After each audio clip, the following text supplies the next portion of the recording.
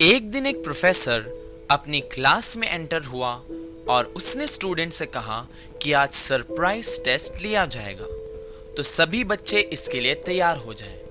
अचानक परीक्षा का सुनकर सभी विद्यार्थी चकित हो गए और अपनी जगहों पर बैठकर परीक्षा शुरू होने का इंतजार करने लगे। प्रोफेसर ने स्टूडेंट्स को इंस्ट्रक्शन दिया कि जब सभी के हाथ में एग्जाम पेपर आ जाएगा तब सभी एक साथ आंसर देना शुरू करेंगे। प्रोफेसर ने एग्जाम पेपर के टेक्स्ट साइड को नीचे रखते हुए सभी स्टूडेंट्स को पेपर बांटना शुरू किया। सभी स्टूडेंट्स को पेपर शीट बांट देने के बाद प्रोफेसर ने उनसे पेपर पलटकर आंसर देना शुरू करने के लिए कहा।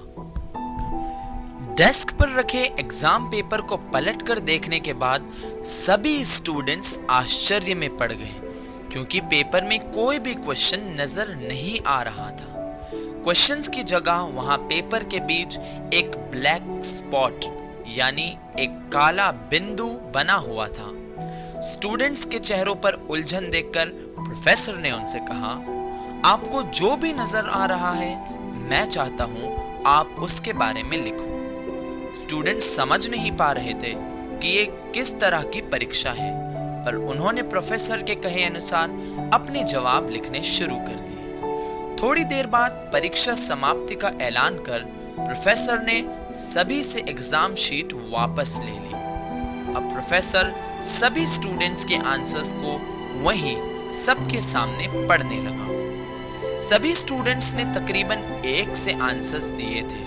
सभी ने ब्लैक डॉट को परिभाषित करने की कोशिश की, तो कुछ ने शीट पर ब्लैक डॉट की पोजीशन को लेकर लिखा। जब प्रोफेसर ने सभी के आंसर्स पढ़ लिए तो क्लास में एकदम साइलेंस हो गया और फिर प्रोफेसर ने समझाना शुरू किया।